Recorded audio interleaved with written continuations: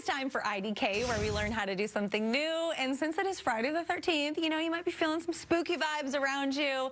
We've got just the trick to clear your space of negative energy. Yes, today we are learning how to make smudge sticks, and for that we are joined by Melissa Fevrier, the owner of Terra Bella Flowers. Hi! Hello, hello. It already smells so good in here. Yes, it does. Oh my goodness. Tell us a little bit about the history of the smudge stick and how they're used.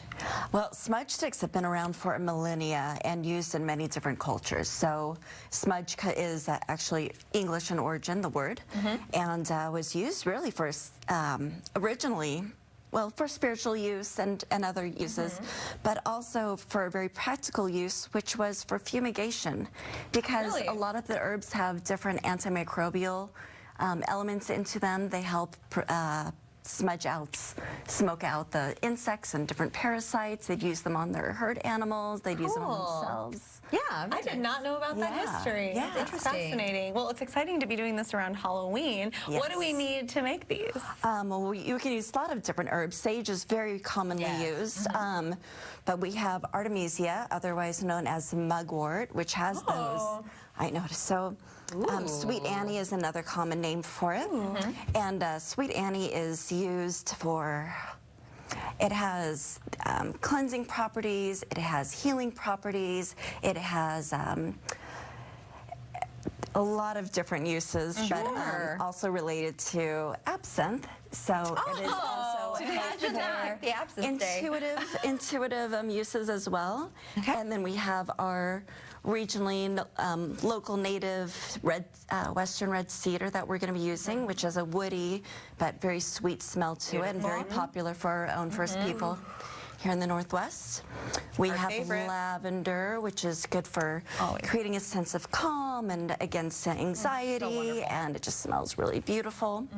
And then just for a little bit of more floral flair, we've got some status. Beautiful. Oh, cool. I love it. So what do we do? Wrap these all together. So we're going to start with the Artemisia, the mugwort here, and then we're going to wrap our cedar around it. Now I've placed them so you've got some stems on one end, some stems on the other, because we want to make sure it's not going to have a bulky end. So we want a nice even stick. So so opposite ends. Opposite ends. We're just going to wrap the Artemisia with the cedar. All of it? You can use all of it. You can make them as skinny or as full as you would like. I need a lot of good vibes. So this is going to be the biggest smudge stick there ever was. Sure. Oh my gosh. And then just kind of squish it and squeeze it as you go, really compacting it to really tighten it. And we'll be trimming it towards the end to make it nice and tidy. Okay. Beautiful. And then we're going to take our lavender. And also, we've got it in, some facing one direction, some in the other. And with the lavender, we want to make sure that we're not going to end up cutting it off towards the end. So we're going to put it in just a little bit so we don't cut off the pretty flowers. The flowers. We'll cut off when we are doing the trimming. Yeah. So should it rotate like or should it be all the lavender going one way on one side and all the lavender going the other? It's going to move around a little bit, so it's not too... Not too particular. I like to just kind of rotate it as I go. Oh, I see. Oh my gosh, it's smelling around so good right now. Whew. And so I keep kind of combining it. Beautiful. Right? Oh, reminds me of taking a bubble bath. I know, right? So peaceful. All right. All right. And at this point, we might want to take our twine and go ahead and make our first knot at the top here. So lay it down on the table. Okay. And then put the string underneath it. Okay. And how high up should we go? Well, you can go start in the middle. You can wind up and down a little bit. I'm going to go probably an inch from where I'm going to cut it. Okay. All right. And I'm going to make a really, really tight knot.